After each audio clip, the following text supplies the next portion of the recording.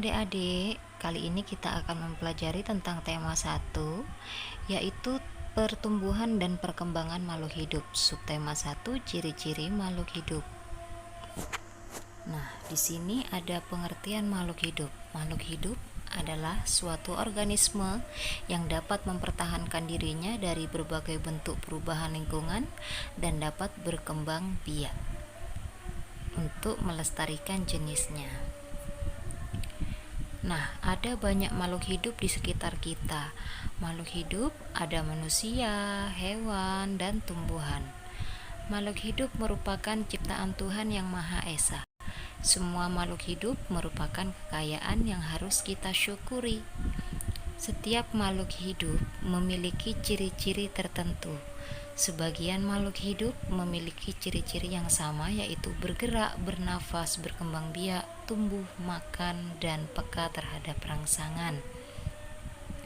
Mari kita pelajari makhluk hidup yang ada di sekitar kita. Nah, di situ ada hewan, manusia, dan tumbuhan. Dan ketiganya itu merupakan makhluk hidup. Assalamualaikum anak-anak. Nah, kemarin kalian telah mempelajari pembelajaran 1, yaitu tentang ciri-ciri makhluk hidup, ya kan? Nah, di tema 1 ini kalian akan mempelajari tentang pertumbuhan dan perkembangan makhluk hidup. Itu tema 1. Kita di subtema 1 akan mempelajari tentang ciri-ciri makhluk hidup. Jadi dari pembelajaran 1 sampai pembelajaran 6 kalian akan belajar tentang ciri-ciri makhluk hidup. Kalian tahu kan kemarin makhluk hidup itu ada apa saja? Makhluk hidup itu ada hewan, ada manusia, ada juga tumbuhan. Nah, kenapa Bu? Kok tumbuhan dinamakan makhluk hidup? Nah, karena tumbuhan juga membutuhkan makanan, tumbuhan juga bernafas, tumbuhan juga bergerak, juga dapat berkembang biak.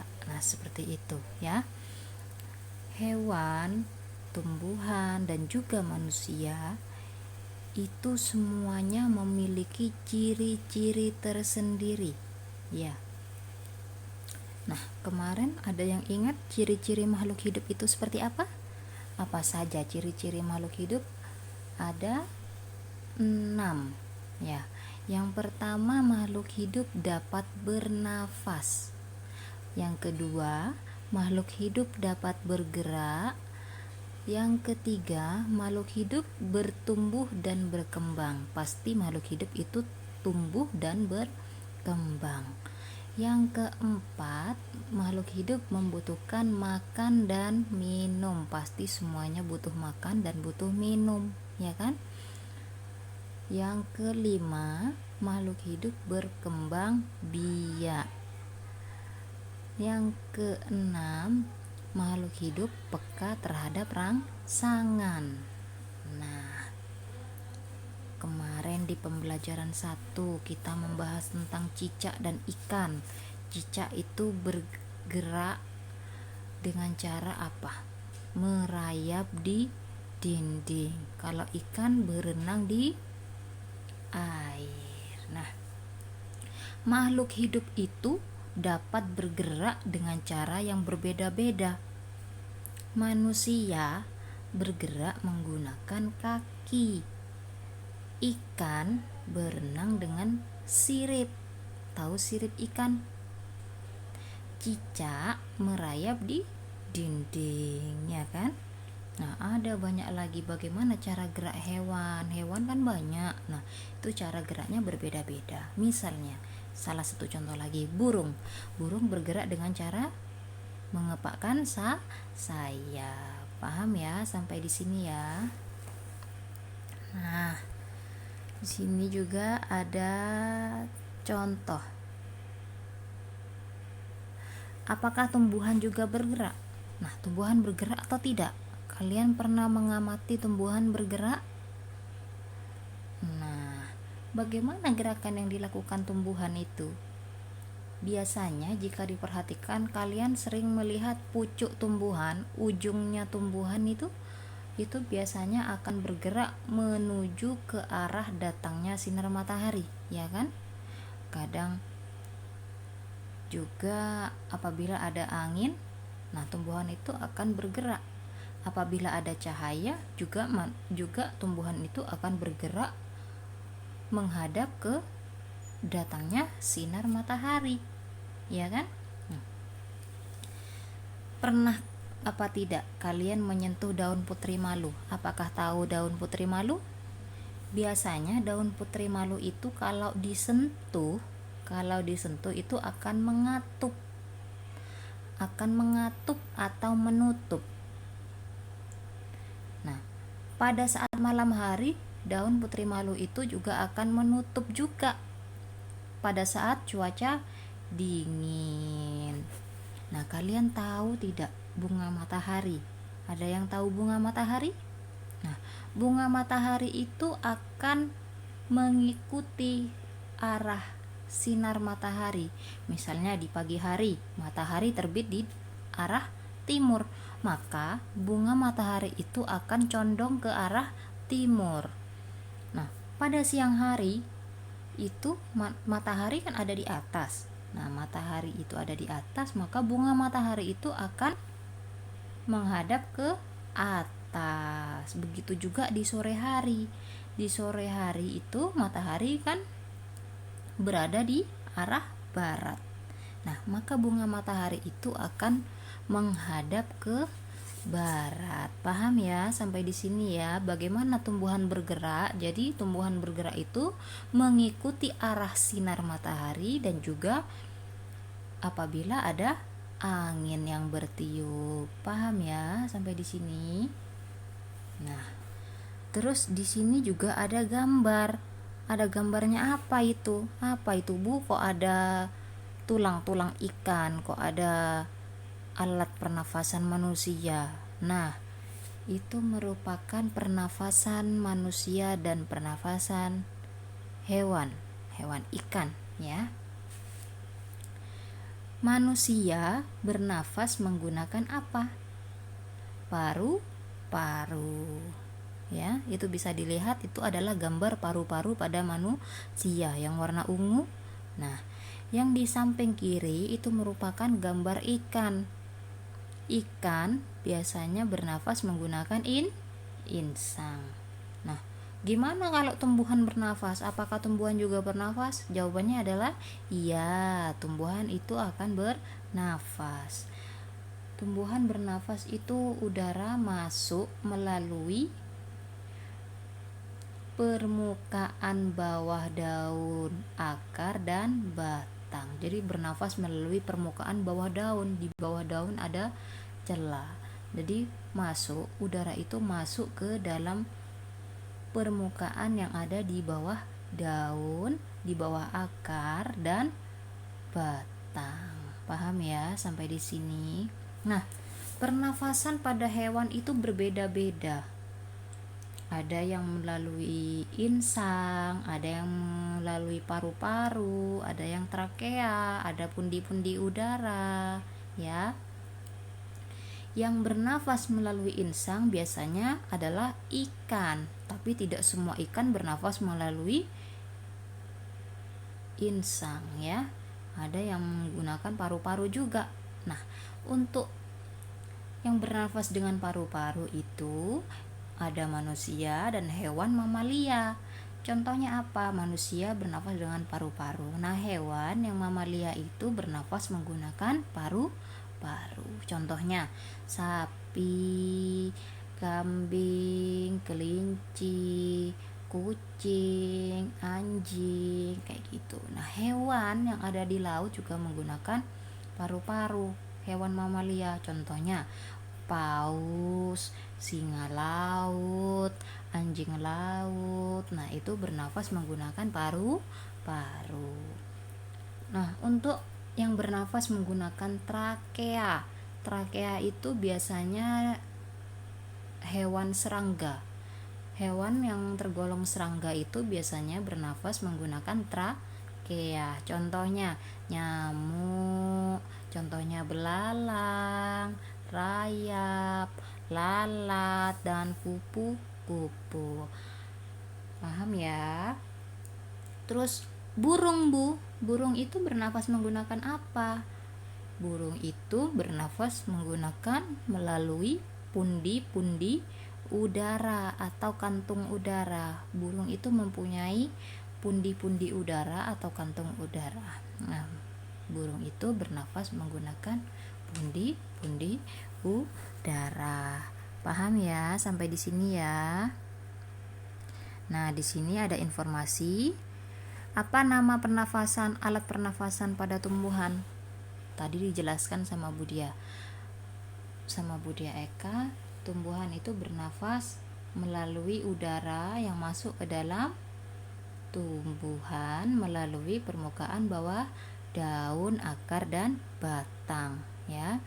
Terus apalagi nama alat pernafasan pada hewan selain insang? Tadi disebutkan ada apa saja selain insang alat pernafasan pada hewan? Ada insang, terus paru-paru, ada trakea, dan ada pundi-pundi udara atau kantong udara. Paham sampai di sini ya? Terus di bawahnya lagi itu kok ada anak bayi, terus ada balita, ada dewasa, terus ada telur ayam, keluar ayam kecil, itu apa ya, Bu? Nah, di situ makhluk hidup itu dapat tumbuh dan berkembang. Tumbuh itu artinya bertambah ukuran tinggi dan berat. Jadi kalian kan pertamanya masih bayi, terus habis itu kalian TK bertambah tinggi, kalian SD kelas 1 bertambah tinggi, kelas 2 bertambah tinggi, dan seterusnya. Beratnya pun kalian juga akan bertambah, ya kan? Nggak mungkin dari beratnya dari tinggi terus tumbuh rendah lagi, nggak mungkin. Nah, itu juga ada ayam. Pertama ayam itu dari telur, terus kemudian menetas jadi ayam kecil, terus jadi ayam anak ayam itu anak ayam dewasa, terus kemudian jadi dewasa ayam jago. Paham ya? Nah, di sini juga ada pertanyaan. Apakah tinggi badanmu bertambah dibandingkan saat kamu masih kelas 1? Pasti bertambah. Nah, pernahkah kamu mengamati pertumbuhan hewan yang ada di sekitarmu? Apakah pernah diamati? Pertamanya dari telur, kemudian anak ayam, terus kemudian ayam kecil, terus ayam dewasa. Apa pernah diamati dari prosesnya itu? Nah, ya. Nah, ini juga makhluk hidup dapat berkembang biak. Cara berkembang biaknya berbeda-beda. Ada yang berkembang biak dengan cara melahirkan, ada juga yang berkembang biak dengan cara bertelur. Ada yang melahirkan. Biasanya yang melahirkan hewan apa saja? Ada sapi, ada apa lagi? Yang melahirkan ada kambing, ada kucing, ya kan? Pasti kalian paham kan? Nah, ada juga yang berkembang biak dengan cara bertelur. Apa hewan yang bertelur? Ada ayam, ada burung, macam-macam ya. Paham. Di situ juga ada gambarnya tumbuhan. Yang pertamanya dari biji, kemudian tumbuh akar, tumbuh daun. Nah, itu merupakan pertumbuhan tanaman mulai dari biji, terus biji keluar akar, dan daun, kemudian tumbuh dewasa, tumbuh besar ya. Paham sampai di sini anak-anak? Nah, di sini ada soal ya. Ada soal nama makhluk hidup. Berkembang biaknya ada yang melahirkan dan bertelur. Jadi kalian tuliskan nama makhluk hidup apa saja berkembang biaknya melahirkan atau bertelur. Kalau melahirkan kalian centang di melahirkan. Kalau misalnya dia itu bertelur, kalian centang di bertelur. Ya, paham sampai di sini? Nah, di situ di halaman 13 ada 3 gambar. Yang pertama ada gambarnya anak sedang menyirami tanaman. Yang gambar kedua ada gambarnya apa itu? Kuda sedang makan rumput. Gambar yang ketiga adalah gambar anak sedang makan. Ada tiga orang anak sedang makan. Nah, makhluk hidup itu semuanya memerlukan makanan dan memerlukan air. Jadi butuh makan dan minum. Sesuai dengan ciri-ciri makhluk hidup. Makhluk hidup memerlukan makan dan minum. Nah, manusia memerlukan tumbuhan dan hewan untuk makan. Jadi manusia itu butuh hewan dan tumbuhan. Contohnya apa? Butuh hewan sebagai lauk, butuh tumbuhan sebagai sayuran, ya. Jadi manusia memerlukan tumbuhan dan hewan untuk makan. Nah, hewan juga memerlukan tumbuhan untuk makan. Makanannya hewan rata-rata tumbuhan, makan rumput, ya. Nah, pertanyaannya Bu Eka, apakah tumbuhan memerlukan makanan? Manusia dan hewan butuh makan, membutuhkan tumbuhan untuk makan. Nah, apakah tumbuhan memerlukan makanan juga? Jawabannya adalah butuh. Ya. Jadi secara alami tumbuhan itu memiliki zat hijau daun atau klorofil yang bisa membantu proses fotosintesis pada tumbuhan yang terjadi pada daun. Jadi tumbuhan itu membutuhkan proses fotosintesis. Jadi tumbuhan itu memiliki zat hijau daun.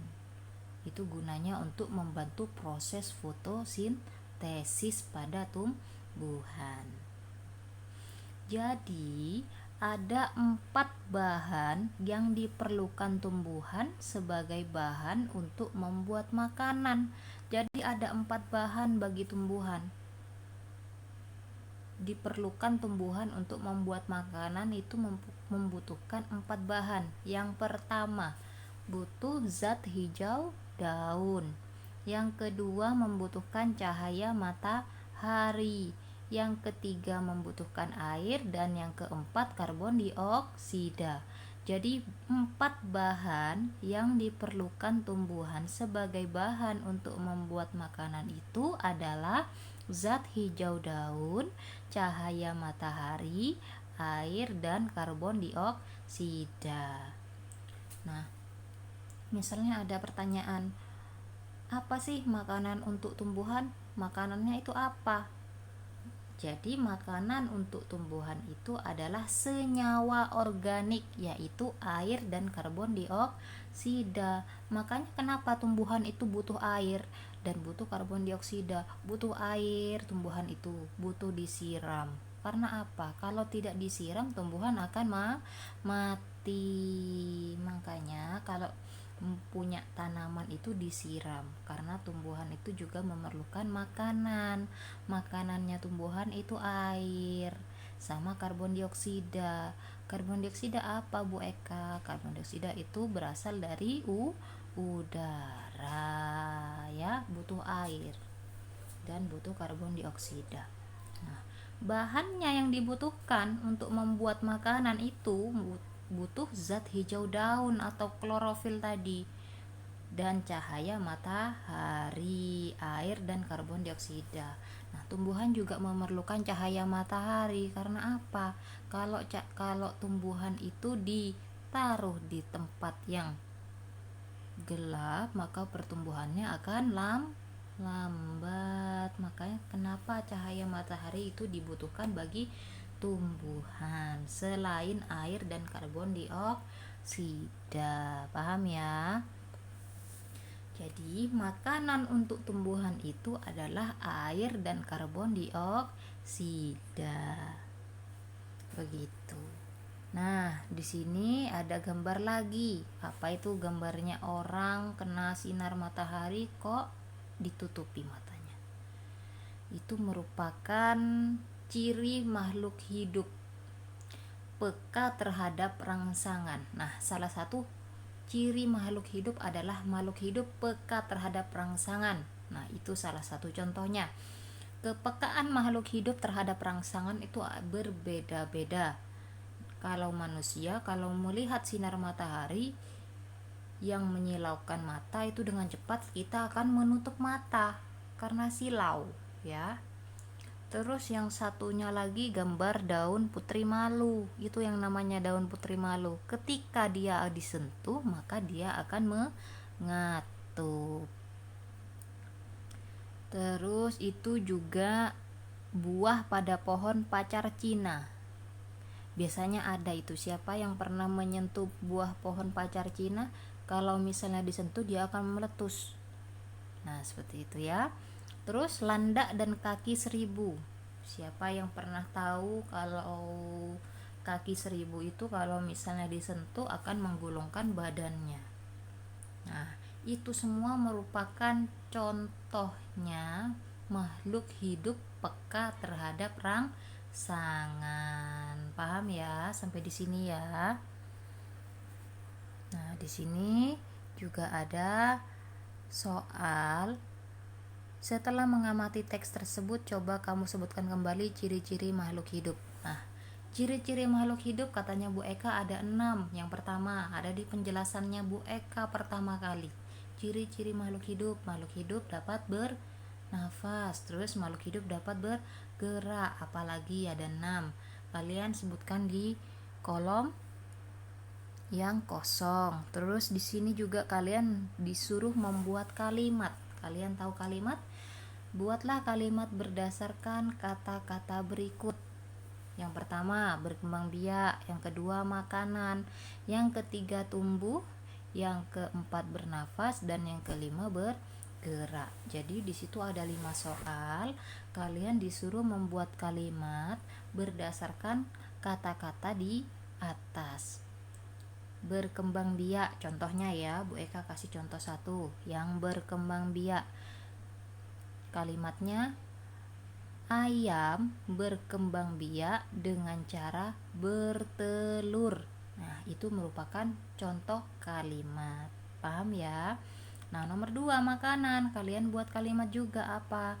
Tumbuh, yang keempat bernafas, yang kelima bergerak.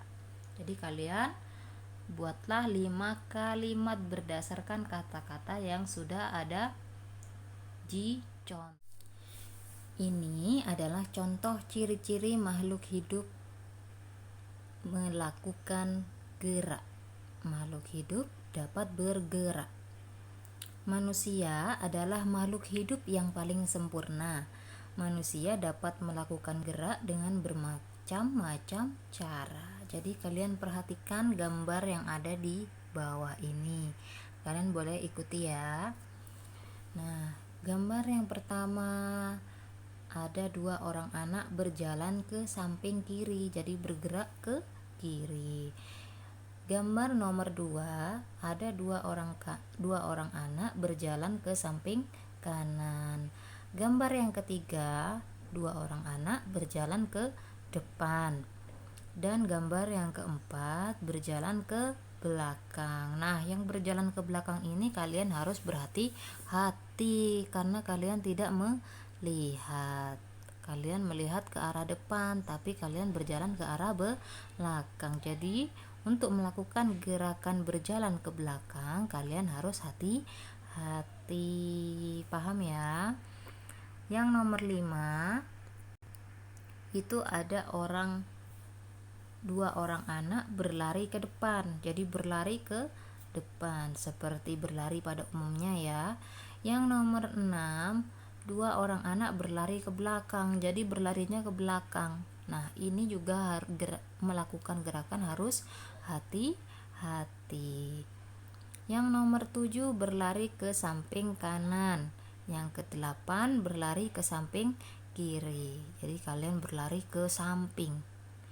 Yang nomor 9 berlari belok-belok dan membentuk lingkaran. Jadi saling berkejaran. Kalau seperti ini, kalau yang membentuk lingkaran, kalian saling berkejaran dengan membentuk lingkaran ya. Nah, ini ada gambar coba melakukan gerakan gabungan antara jalan dan berlari seperti di gambar. Jadi kalian itu melakukan gerakan seperti yang ada di gambar di atas tadi. Ini dilakukan pada saat pelajaran olahraga nanti ya. Nah, untuk membuat kelompok yang terdiri dari 5 siswa. Jadi kalian buatlah barisan di depan garis awal, kemudian gerakan pertamanya adalah berjalan maju dari garis start menuju garis finish. Yang ketiga, siswa berjalan mundur dari garis finish kembali menuju garis start. Yang keempat, kegiatan kedua adalah berlari maju dari garis start menuju garis finish. Yang kelima, dilanjutkan dengan berlari mundur dari garis finish menuju garis start. Ini dilakukan pada saat pelajaran olahraga. Jadi kekuatan kaki menjadi faktor utama keberhasilan dalam kegiatan perlombaan kombinasi gerak, berjalan, dan berlari. Dalam setiap perlombaan selalu ada yang menang dan kalah. Jadi tidak hanya menang saja, tidak terus kalah terus. Jadi pasti ada yang menang dan ada yang kalah. Jadi apabila kita menang, kita harus bersyukur, tidak boleh sombong. Jadi mentang-mentang kita sudah menang, jadi kita tidak boleh sombong. Kita harus bersyukur. Sebaliknya yang kalah tidak boleh berkecil hati, tidak boleh nangis. Jadi tetap harus berusaha agar bisa menang juga. Paham ya? Nah, di sini bersyukur kepada Tuhan. Semua makhluk hidup yang ada di dunia adalah ciptaannya Tuhan.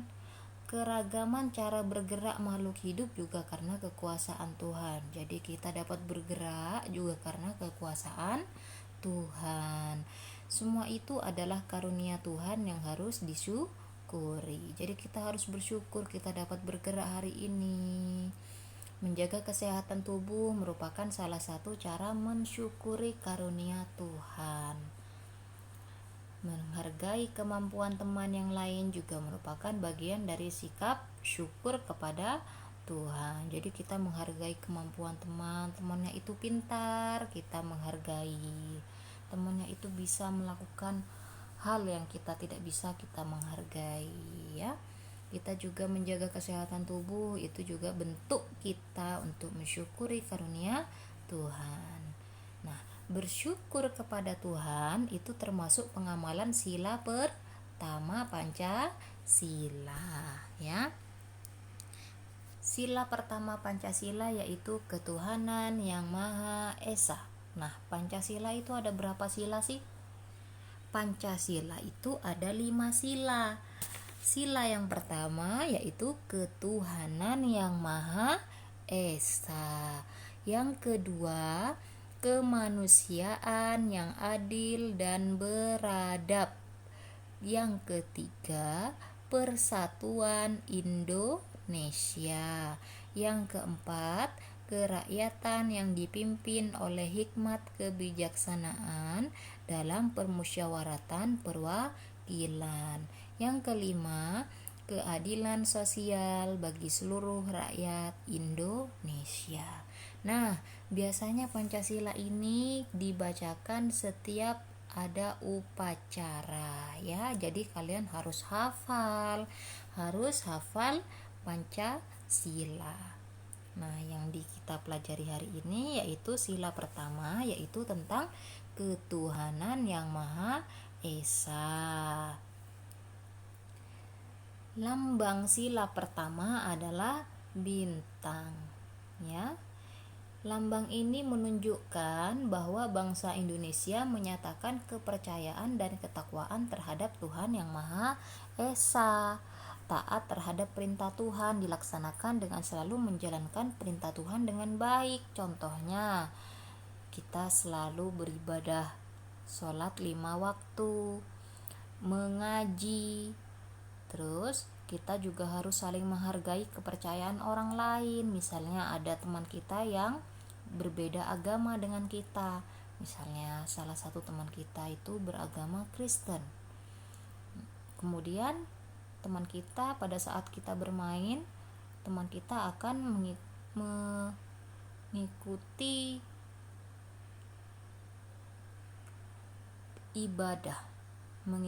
ibadah di gereja.